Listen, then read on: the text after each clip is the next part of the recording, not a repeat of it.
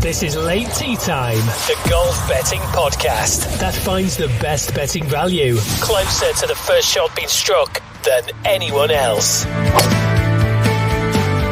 Always gamble responsibly. Visit begambleaware.org for more information.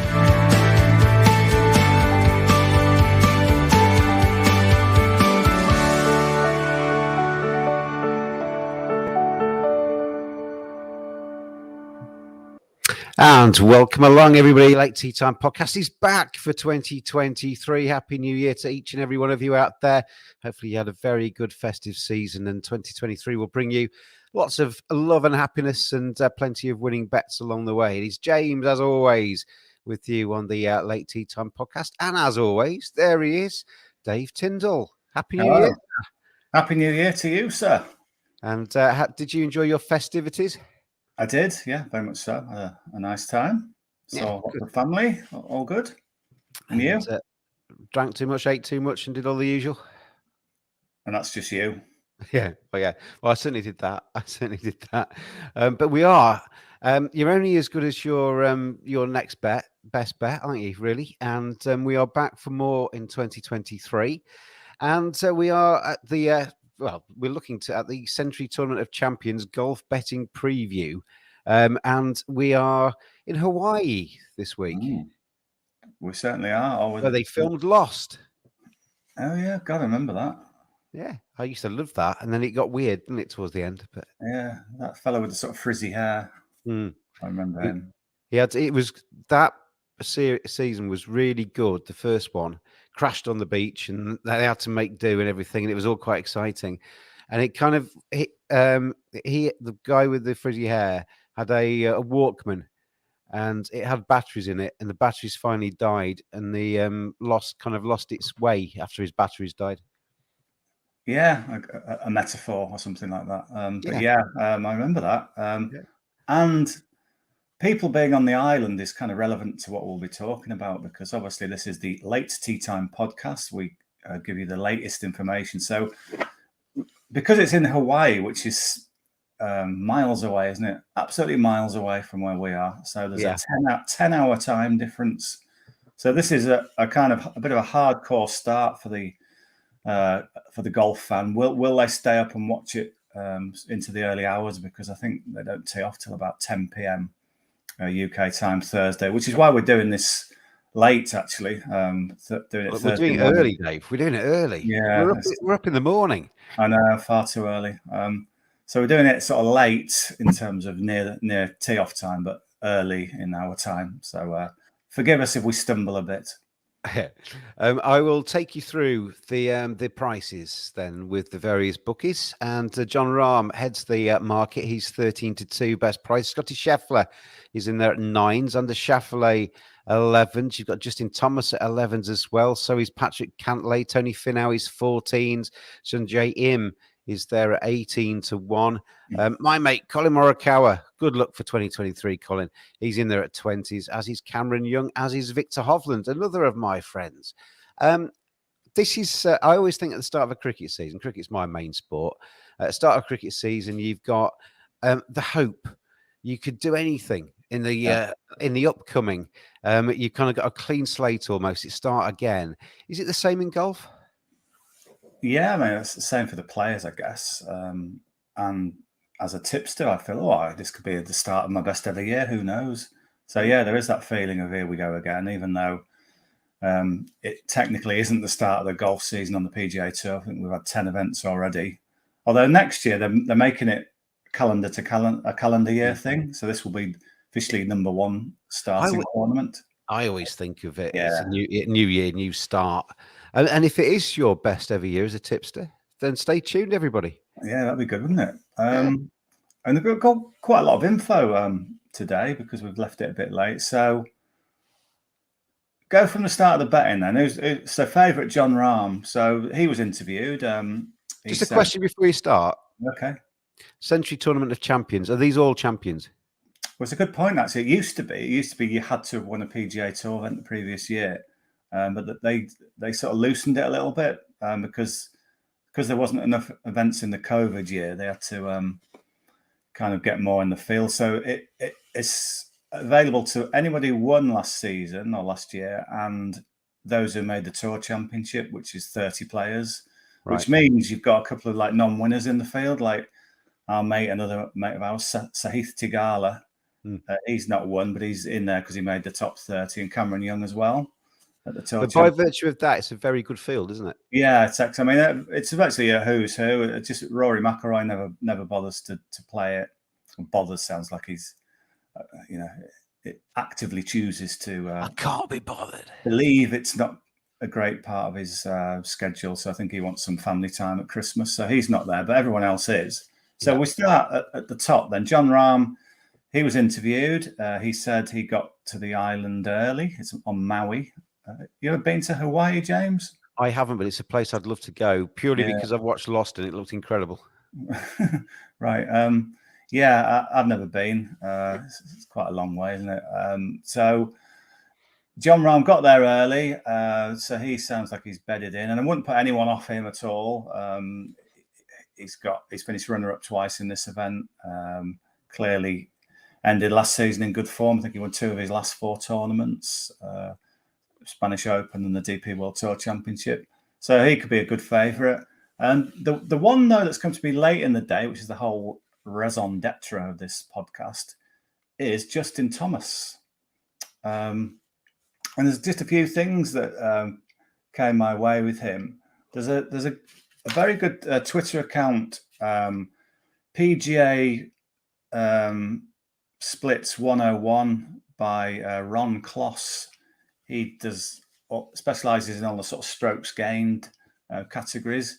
And he came up with a list that are relevant to this week, like strokes gained in coastal events, strokes gained when scoring is easy.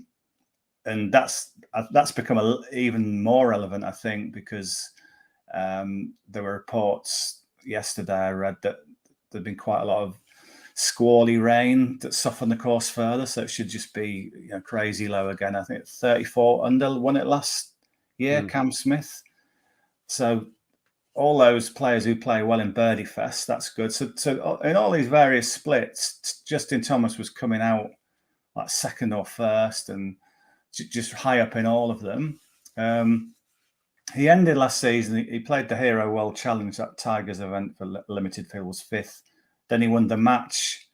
I know these aren't a great deal of form, but it just showed he was ticking over. He won the match with Jordan Spieth to beat McIlroy and Woods, was it? And the other thing, so they've interviewed him, and golf is such a mental sport, isn't it? In terms of you've got to be right in the head, and you've got to be in a good place. So I thought this was interesting from his. They're all little percentage add-ons, really. These things, but they asked him what are his New Year resolutions, and he said to read more books, which quite good, isn't it, for a sportsman who normally don't bother. So they said, well, what book are you going to read, and what's your January book? And he said, it's a book about Buddhism. It's called Why Buddhism is True. He said he likes to read these self-help books, Justin Thomas. It's just one of those ones that what you said, tying in with the start of the year, just sort of that mental reset. Yeah. Reading a book about Buddhism. I don't know. I just feel he'll have a kind of Zen feel to him this week, maybe. And then the final little note I read this morning was he's gone back to a putter that he used in high school or middle school and not used it since uni. So you often get things like that. They go back to some putter. Again, it's sort of in the head, really. He's getting a bit of grief on Twitter saying, how could you afford a 3-gram putter when you were in middle school? But yeah, I guess he was destined for big things and a bit of money available at the time. So yeah, Justin Thomas, quite a lot of roads point to him. And obviously the final one is his record in this event is fantastic. He's won it twice. He's got, I think, 3 of the top 5s. He's also won the other event in Hawaii, the Sony Open, which is played next week. So Justin Thomas, great course record, mentally in a good place. Back to this putter, fits all the categories. I thought he was a good bet. He's 11-1, Justin Thomas, and with Betway, you can actually get in for 6 places at 11-1. He's usually 5 places across the board, but Betway 6 places, Justin Thomas. That's 11-1, which isn't a bad price. Yeah, I think so. I'd probably go each way. It seems to me like a bit of an each way bet to nothing. It's surely he'll land that part of it. He'll get the win. You talk about the rain in Hawaii. Whenever I've seen pictures of Hawaii, it always looks quite lush. It obviously gets a little bit of precipitation there, doesn't it? Yeah. Because you kind of imagine sunshine and like almost like paradise, but I think it does rain there.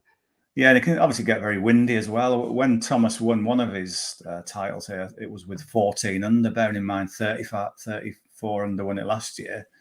Very different conditions. But the weather forecast in terms of the wind doesn't look too bad this week. The course has taken a bit of rain, but in terms of wind, it's sort of a bit, but nothing dramatic. So we could be maybe up to 30 under again. Who knows? I remember lying on a beach. Remember lying on a beach in Barbados, Dave, and it rained. And I wasn't really happy about it. It only rained for about 10 minutes. And this bloke came up selling trinkets on the beach.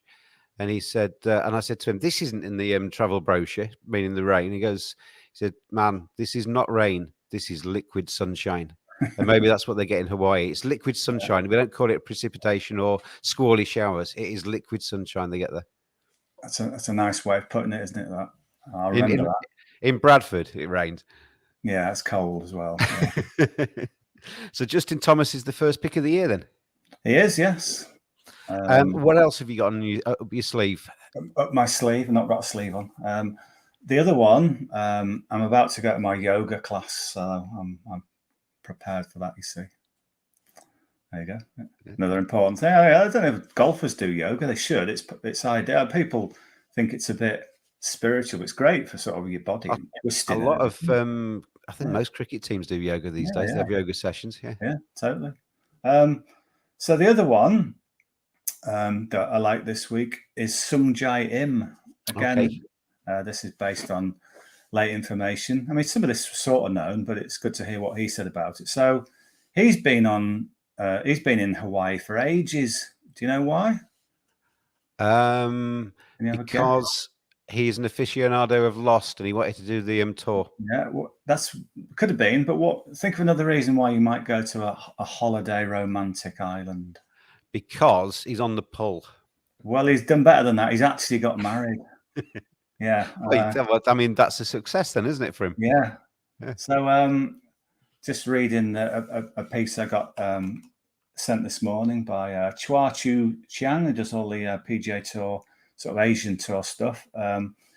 He said the 24-year-old Korean tied the knot in Seoul last month and has been in Hawaii on honeymoon. So they interviewed him and he says, it's amazing that time passed so fast. And now that I'm married, I'm here in 2023 with a new mindset. I feel different than before. All good, this. I came to Hawaii for our honeymoon because I have 2 events here this week and then next week's Sony Open, and Hawaii is such a good place to be.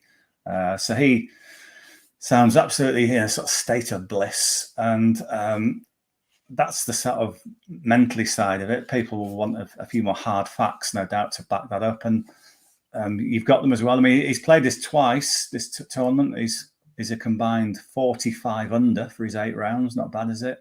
He's come 5th and 8th in those 2 events. Again, he's a player back to the PGA Tour 101 split stats. Again, he's a player who does really well on when scoring his easy conditions. He showed up high in that metric. I mean, he had a great season last season. He finished tied 2nd on the FedEx Cup rankings. So he's a brilliant player. I just thought he was worth a look at that. Just that, he's in such a good place on all levels, playing good golf. Look, he says he goes on to say how much he loves this course and being in Hawaii. So yeah, I think he. What's his best price, by the way? What have you got? 18-1, Dave. He's 18-1, 6 places with Sky Bet. Yeah, there's 39 in the field this week, so you're not going to go around getting amazing prices on everybody. But 18-1 is a kind of workable each way price on Sung Jae Im. So yeah, he's our second bet. freshly married, and looking forward to 2023. As we say, well, 2 players then, that, after my question earlier, who have reset and are looking forward to the new year. So we'll ride on the crest of their wave, hopefully, in Hawaii over the next few days. So good luck with those 2 bets. Justin Thomas, 11-1, 6 places, and Sanjay Im, 18-1, 6 places. Those 2 carrying DT's cash into 2023. Yeah, a bit more news. A few people were going to be back in Xander Schauffele this week. There were some rumours about him that all wasn't quite right because he pulled out of the Pro-Am. People weren't sure whether he was sick or he had an injury. It turns out he's got a bit of a back issue that he had at the World Tigers event, the World Challenge, and it hasn't quite cleared up. So it's, as we speak now, it's not completely clear whether he'll play. I mean, he probably will. But just anyone who was thinking, I was back Xander Schauffele this week, it just comes with a bit of a warning that he's not quite at full fitness. And it's one of these events you want to play it, don't you? So I think if he can, he will. But I'm not sure he'll be at full pelt. I know how you feel, Xander. I'm off to see an osteopath tomorrow because my back. Oh, yeah, my back's a nightmare. Anyway, so that is the first of the Late Tea Time podcasts for 2023. Good luck with your bets, DT. Thank you very much, as always. Thank you. And just for your little mentions of Colin Morikawa and Victor Hovland, go on, boys. If you were going to adopt a sort of blanket strategy of just backing them in every event, I think this could be a decent event for both of them. So if you want to do that, maybe. I thought you were going to say if you would like to adopt them. I think if you're going to adopt anybody, then 2 millionaire golfers would be quite good good people to adopt, wouldn't they? They could look after me in my old age. Yes. Anyway, good luck, Victor. Good luck, Colin. Good luck to Justin and to Sanjay as well as they enter the Sentry Tournament of Champions in Hawaii. That is the first of the Late Tea Time pods of this year. Gamble responsibly, everybody. And this is a sports broadcast media production. We will see you again next week, and we will be back. I'm not sure what time it'll be. Hopefully, it won't be early in the morning. And I'll manage to keep Dave T in. I was going to say keep him in bed longer in the morning, but that sounds wrong. But you know what I mean. And we will see you then, whether Dave T's in bed or not. Cheers, everybody.